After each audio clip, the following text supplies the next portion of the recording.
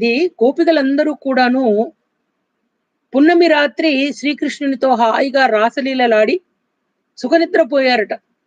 అలా గాఢ నిద్రలో మైమరిచి ఉన్నటువంటి గోపికలందరినీ ఈ గోదాదేవి గారు లేపుతున్నారు నిద్ర. ఇక్కడ ఆవిడ చెప్తున్నది జీవ జాగో, జీవ జాగో, జీవ జాగో, జీవ జాగో. ఆ తత్వాన్ని ఇక్కడ ఆవిడ చెప్తున్నారంటే వాళ్ళు హాయిగా తినేసి తాగేసి పడుకున్నారనేటువంటి అర్థం కాదు. మాయలో ఉన్నటువంటి వారంతా నిద్ర మేల్కొనండి.